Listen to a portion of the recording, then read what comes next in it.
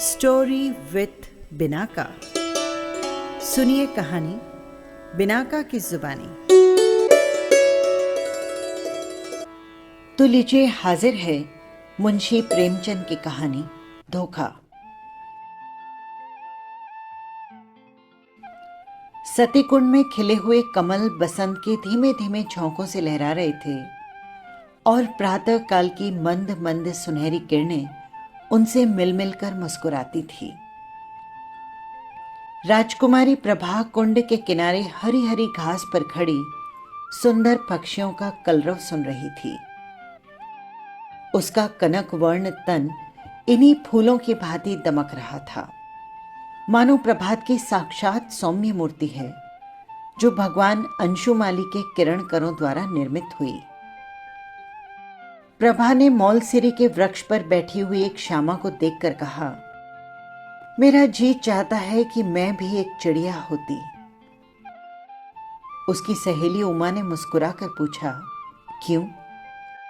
प्रभा ने कुंड की ओर ताकते हुए उत्तर दिया, वृक्ष की हरी भरी डालियों पर बैठी हुई मैं चहचहाती तो मेरे कलरव से सारा बाग गूंज उठता।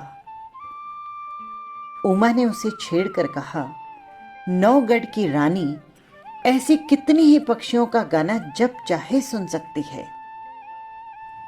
प्रभा ने संकुचित होकर कहा, मुझे नौगढ़ की रानी बनने की कोई अभिलाषा नहीं। मेरे लिए तो किसी नदी का सुनसान किनारा, एक वीणा और ऐसे ही सुंदर पक्षियों की मधुर ध्वनि, बस इसी में मेरे लिए संसार का सारा ऐश्वर्य भरा हुआ है। प्रभा का संगीत पर अपरिमित प्रेम था। वो बहुधा ऐसे सुख स्वप्न देखा करती। उमा उत्तर देना ही चाहती थी कि इतने में बाहर से किसी के गाने की आवाज सुनाई दी। कर गए थोड़े दिन की प्रीति। प्रभा ने एकाग्र होकर सुना और अधीर होकर कहा, बहन, इस वाणी में जादू है। मुझसे अब बिना सुने नहीं रहा जाता। उसे भीतर बुला लाओ। उस पर भी गीत का जादू असर कर रहा था। वो बोली, निसंदेह ऐसा राग तो मैंने आज तक नहीं सुना। रुको, खिड़की खोलकर बुलाती हूं। थोड़ी ही देर में एक रागिया भीतर आया। सुंदर सजीले बदन का नौजवान था। नंगे पैर, नंगे सिर, कंधे पर एक मृग चर्म, शरीर पर गेरुआ वस्त्र और हाथों में सितार। मुखारविंद में तेज छिटक रहा था। उसने दबी हुई दृष्टि से दोनों कोमलांगी रमणियों को देखा और सिर झुकाकर बैठ गया। प्रभा ने झिझकती हुई आंखों से उसे देखा और दृष्टि नीचे कर ली। उमा ने कहा, योगी जी, हमारे बड़े भाग्य थे कि आपके दर्शन हुए। हमको भी कोई पद सुनाकर कृतार्थ कीजिए।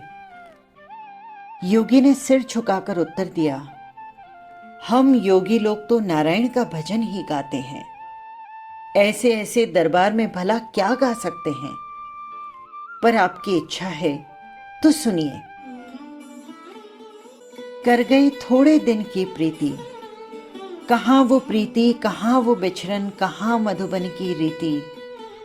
कर गए थोड़े दिन की प्रीति। योगी का रसीला करुण स्वर, सितार का सुमधुर निनाद, उस पर गीत का माधुर्य प्रभा को बेसुध किए देता था।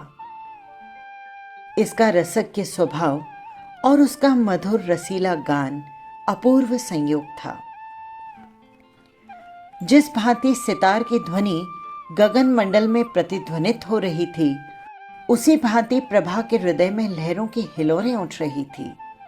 वे भावनाएं जो अब तक शांत थी जाग पड़ी। हृदय सुख स्वप्न देखने लगा। सतीकुंड के कमल तिस्मिल की परियां बन बन कर मंडराते हुए भौरों से करजोड़ सजल नयन होकर कहते, कर गए थोड़े दिन की प्रीति। सुर्ख और हरी पत्तियों से लदी हुई डालियां सिर झुकाए चहकते हुए पक्षियों से रो रो कर कहती, कर गए थोड़े दिन की प्रीति। और राजकुमारी प्रभा का हृदय भी सितार की मस्तानी तान के साथ गूंजता कर गए थोड़े दिन की प्रीति। प्रभा बगौली के राव देवचंद की इकलौती कन्या थी। राव पुराने विचारों के रईस थे, कृष्ण की उपासना में लवलीन रहते, इसीलिए इनके दरबार में दूर दूर से कलावंत और गवैये आया करते और इनाम इकराम पाते थे। राव साहब को गाने से प्रेम था, वे स्वयं भी इस विद्या में निपुण थे। यद्यपि अब वृद्धावस्था के कारण अब शक्ति निशेष हो चली थी, पर फिर भी विद्या के गूढ़ तत्वों के पूर्ण जानकार थे।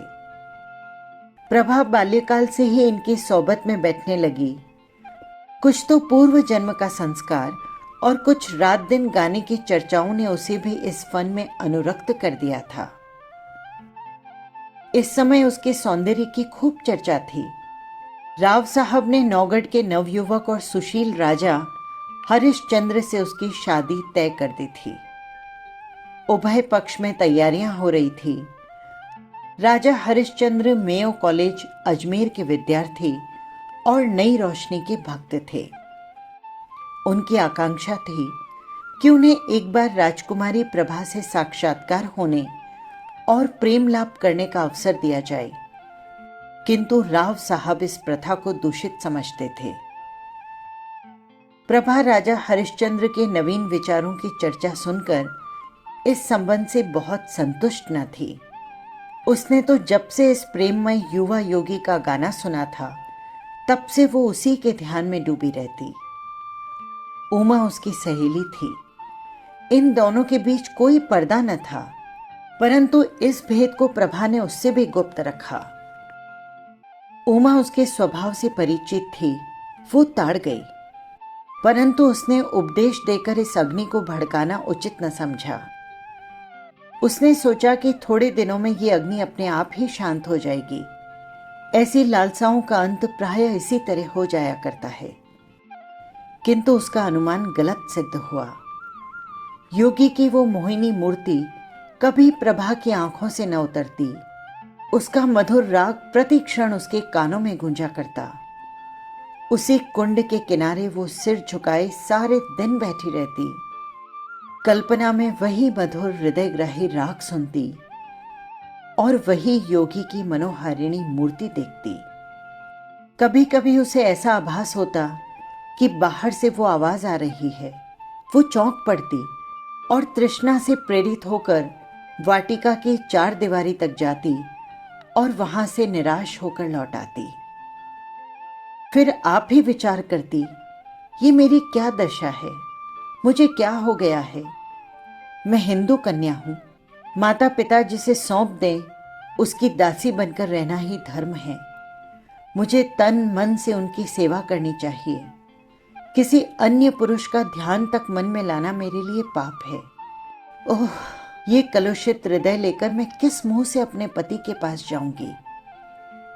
इन कानों से क्यों कर प्रणय की बातें सुन सकूंगी, जो मेरे लिए व्यंग से भी अधिक कर्ण कटु होंगी। इन पापी नेत्रों से वो प्यारी प्यारी चितवन कैसे देख सकूंगी, जो मेरे लिए वज्र से भी हृदय भेदी होंगी। इस गले में वे मृदुल प्रेम बाहु पड़ेंगे, जो लोह दंड से भी अधिक कठोर और भारी होंगे।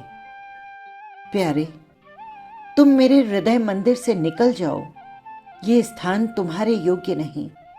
मेरे वश में होता तो तुम्हें हृदय की सेज पर सुलाती, परंतु मैं धर्म की रस्सियों में बंधी हूं। इसी तरह 1 महीना बीत गया। जैसे जैसे ब्याह के दिन निकट आने लगे, प्रभा का कमल सा मुखमंडल कुम्हलाने लगा। कभी कभी विरह वेदना और विचार विलुप्त से व्याकुल होकर उसका चित्त चाहता कि सती कुंड की गोद में शांति लूं, किंतु राव साहब इस शोक में जान दे देंगे, इस विचार से वो रुक जाती। वो सोचती, मैं उनकी जीवन सर्वस्व हूं। मुझ अभागिनी को उन्होंने किस लाड प्यार से पाला है। मैं ही तो उनके जीवन का आधार हूं, उनके अंतराल की आशा हूं। नहीं, यूं प्राण देकर उनकी आशाओं की हत्या नहीं करूंगी। मेरे हृदय पर चाहे जो बीते, मैं उन्हें नहीं कुढ़ाऊंगी।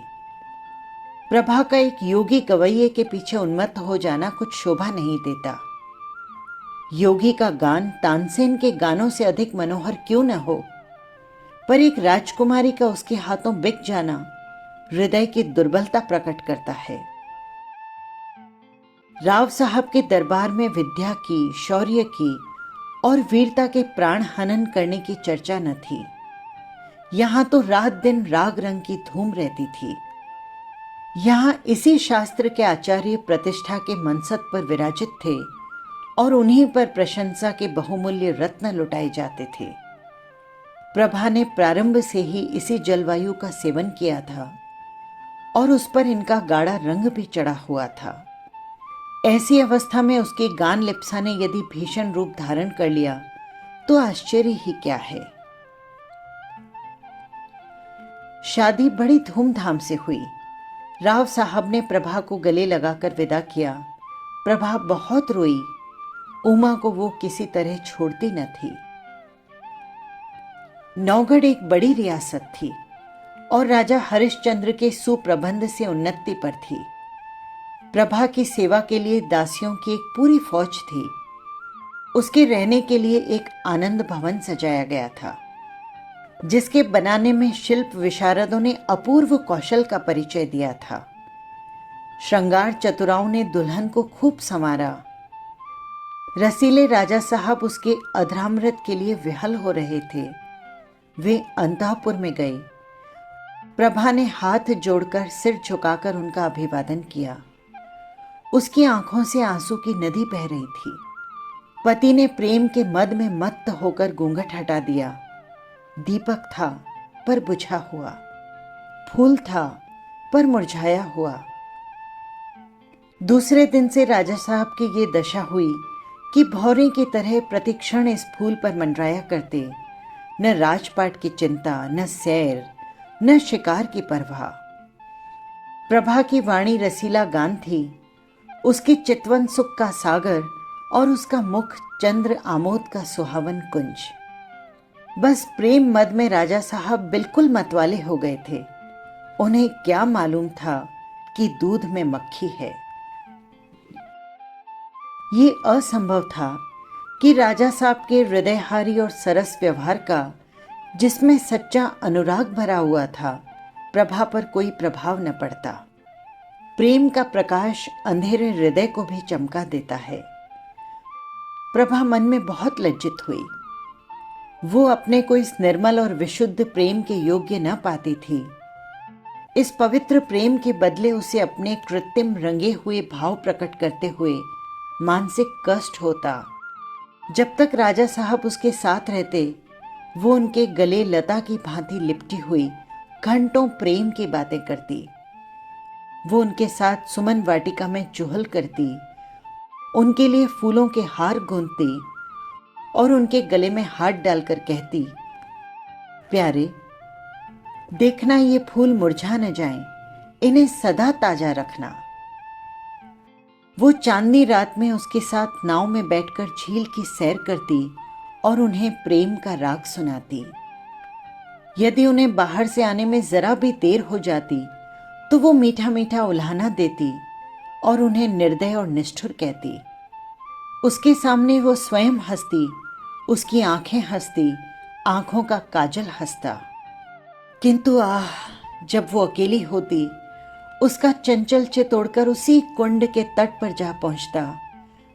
कुंड का वो नीला नीला पानी, उस पर तैरते हुए कमल और मौलसिरी के वृक्ष पत्तियों का सुंदर दृश्य उसकी आंखों के सामने आ जाता। उमा मुस्कुराती और नजाकत से लचकती हुई आ पहुंचती। तब रसीले योगी की मोहिनी छवि आंखों में आ बैठती और सितार के सुलसित सुर गूंजने लगते। कर गए थोड़े दिन की प्रीति। तब वो एक दीर्घ निश्वास लेकर उठकर बैठ जाती। बाहर निकलकर पिंजरे में चहकते हुए पशुओं के कलरव में शांति प्राप्त करती। इस भांति ये स्वप्न तिरोहित हो जाता। इस तरह कई महीने बीत गए। एक दिन राजा हरिश्चंद्र प्रभा को अपनी चित्रशाला में ले गए। उसके प्रथम भाग में ऐतिहासिक चित्र थे।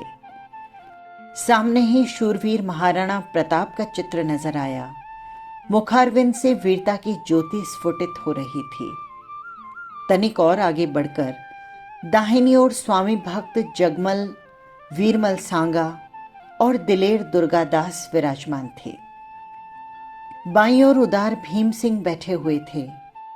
राणा प्रताप के सम्मुख महाराष्ट्र केसरी वीर शिवाजी का चित्र था। दूसरे भाग में कर्मयोगी कृष्ण और मर्यादा पुरुषोत्तम राम विराजते थे। चतुर चित्रकारों ने चित्र निर्माण में अपूर्व कौशल दिखलाया था। प्रभा ने प्रताप के पाद पद्मों को चूमा और वो कृष्ण के सामने देर तक नेत्रों में प्रेम और श्रद्धा के आंसू भरे मस्तक झुकाई खड़ी रही। उसके हृदय पर इस समय कलुषित प्रेम का भय खटक रहा था। उसे मालूम होता था कि ये उन महापुरुषों के चित्र नहीं, उनकी पवित्र आत्माएं हैं। उन्हीं के चरित्र से भारतवर्ष का इतिहास गौरवान्वित है। वे भारत के बहुमूल्य जाति रत्न, उच्च कोटि के जातीय स्मारक और गगनभेदी जातीय तुमुल ध्वनि हैं। ऐसी उच्च आत्माओं के सामने खड़े होते उसे संकोच होता था। वो आगे बढ़ी तो दूसरा भाग सामने आया। यहां ज्ञानमय बुद्ध योग साधना में बैठे दिखाई पड़े। उनके दाहिनी ओर शास्त्रज्ञ शंकर थे और दार्शनिक दयानंद। एक ओर शांति पथगामी कबीर और भक्त रामदास यथा योग्य खड़े थे। एक दीवार पर गुरु गोविंद सिंह अपने देश और जाति पर बलि चढ़ने वाले दोनों बच्चों के साथ विराजमान थे। दूसरी दीवार पर वेदांत की ज्योति फैलाने वाले स्वामी राम तीर्थ और विवेकानंद विराजमान थे। चित्रकारों की योग्यता एक एक अवयव से टपकती थी। प्रभा ने इनके चरणों में मस्तक टेका और वो उनके सामने सिर न उठा सकी। उसे अनुभव होता था कि उनकी दिव्य आंखें उसके दूषित हृदय में चुभ जाती हैं। इसके बाद तीसरा भाग आया। ये था प्रतिभाशाली कवियों की सभा का। सर्वोच्च स्थान पर आदि कवि वाल्मीकि और महर्षि वेदव्यास सुशोभित थे। दाहिनी ओर श्रृंगार रस के अद्वितीय कवि कालिदास थे और बाईं तरफ गंभीर भावों से पूर्ण भवभूति। दक्षिण की दीवार पर राष्ट्रभाषा हिंदी के कवियों का सम्मेलन था। सहृदय कवि सूर, तेजस्वी तुलसी, सुकवि केशव और उसके रसिक बिहारी यथाक्रम विराजमान थे। सूरदास से प्रभा का अगाध प्रेम था। वो समीप जाकर उनके चरणों पर मस्तक रखना चाहती थी कि अकस्मात उसके चरणों के सम्मुख सिर झुकाए उसे एक छोटा सा चित्र दिखाई पड़ा। प्रभा उसे देखकर चौंक पड़ी। ये चित्र वही था जो उसके हृदय पट पर खिंचा हुआ था। वो खुलकर उसकी तरफ ताक न सकी। दबी हुई आंखों से उसे देखने लगी। राजा हरिश्चंद्र ने मुस्कुराकर पूछा, क्या इस व्यक्ति को तुमने कहीं देखा है? इस प्रश्न से प्रभा का हृदय कांप उठा। जिस तरह मृग शावक बाघ के सामने व्याकुल होकर इधर उधर देखता है, उसी तरह प्रभा अपनी बड़ी बड़ी आंखों से दीवार की ओर ताकने लगी। सोचने लगी, क्या उत्तर दूं? इनको कहीं देखा है? उन्होंने ये प्रश्न मुझसे क्यों किया? कहीं ताड़ तो नहीं गए? हे नारायण, मेरी लाज तुम्हारे हाथ में है। क्यों कर इनकार करूं? मुंह पीला हो गया। सिर झुककर क्षीण स्वर में बोली, हां, ध्यान आता है कि कहीं देखा है। हरिश्चंद्र ने पूछा, कहां देखा है? प्रभा के सिर में चक्कर सा आने लगा। बोली, शायद एक बार ये गाता हुआ मेरी वाटिका के सामने से जा रहा था। उमा ने बुलाकर इसका गाना सुना था। हरिश्चंद्र ने फिर पूछा, कैसा गाना था? प्रभा के तो होश उड़ गए। सोचती थी, राजा के इन सवालों में जरूर कोई बात है। देखूं, लाज रहती है या नहीं। वो बोली, उसका गाना ऐसा बुरा न था। हरिश्चंद्र ने मुस्कुरा कर पूछा, क्या गाता था? प्रभा ने सोचा, इस प्रश्न का उत्तर दे दूं तो क्या बाकी रहता है। उसे विश्वास हो गया कि आज कुशल नहीं है। वो छत की ओर निहारती हुई बोली, सूरदास का कोई पद था। हरिश्चंद्र ने कहा, ये तो नहीं था, कर गए थोड़े दिन की प्रीति। प्रभा की आंखों के सामने अंधेरा छा गया, सिर घूमने लगा। वो खड़ी न रह सकी और हताश होकर बोली, हाँ, यही पद था। फिर उसने कलेजा मजबूत करके पूछा, आपको कैसे मालूम हुआ? हरिश्चंद्र बोले, वो योगी मेरे यहां अक्सर आ जाया करता है। मुझे भी उसका गाना पसंद है। उसी ने मुझे ये हाल बताया था। किंतु वो तो कहता था कि राजकुमारी ने मेरे गाने को बहुत पसंद किया और पुनः आने के लिए आदेश किया। प्रभा को अब सच्चा क्रोध दिखाने का अवसर मिल गया। वो बिगड़ कर बोली, ये बिल्कुल झूठ है, मैंने उससे कुछ नहीं कहा था। हरिश्चंद्र बोले, ये तो मैं पहले ही समझ गया था कि ये उन महाशय की चालाकी है। डींग मारना तो गवैयों की आदत है, परंतु इसमें तो तुम्हें इनकार नहीं कि उसका गाना बुरा न था। प्रभा बोली, ना, अच्छी चीज को बुरा कौन कहेगा? हरिश्चंद्र ने पूछा, फिर सुनना चाहो तो उसे बुलवाऊं? सिर के बल दौड़ा आएगा। क्या उनके दर्शन फिर होंगे? इस आशा से प्रभा का मुखमंडल विकसित हो गया। परंतु इन कई महीनों की लगातार कोशिश से जिस बात को वो भूलने में किंचित सफल हो चुकी थी, उसके फिर से नवीन हो जाने का भय हुआ। वो बोली, इस समय गाना सुनने को मेरा जी नहीं चाहता। राजा ने कहा, ये मैं नहीं मानूंगा कि तुम और गाना नहीं सुनना चाहती। मैं उसे अभी बुलाए लाता हूं। ये कहकर राजा हरिश्चंद्र तीर की तरह कमरे के बाहर निकल गए। प्रभा उन्हें रोक न सकी। वो बड़ी चिंता में डूबी खड़ी थी। हृदय में खुशी और रंज की लहरें बार बार से उठती थी। मुश्किल से 10 मिनट बीते होंगे कि उसे सितार के मस्ताने सुर के साथ योगी की वही रसीली तान सुनाई दी, कर गए थोड़े दिन की प्रीति। वही हृदयग्राही राग था, वही हृदय भेदी प्रभाव, वही मनोहरता और वही सब कुछ जो मन को मोह लेता है। एक क्षण में योगी की मोहिनी मूर्ति दिखाई दी। वही मस्तानापन, वही मतवाले नेत्र, वही नयनाभिराम देवताओं का सा स्वरूप। मुखमंडल पर मंद मंद मुस्कान थी। प्रभा ने उसकी तरफ सहमी हुई आंखों से देखा। एकाएक उसका हृदय उछल पड़ा। उसकी आंखों के आगे से पर्दा हट गया। प्रेम विहल हो आंखों में आंसू भरे अपने पति के चरण विंदों पर गिर पड़ी और गदराए हुए कंठ से बोली, प्यारे, प्रियतम। राजा हरिश्चंद्र को आज सच्ची विजय प्राप्त हुई। उन्होंने प्रभा को उठाकर छाती से लगा लिया। दोनों आज एक प्राण हो गए। राजा हरिश्चंद्र ने कहा, जानते हो मैंने ये स्वांग क्यों रचा था? गाने का मुझे सदा से व्यसन है और सुना है तुम्हें भी इसका शौक है।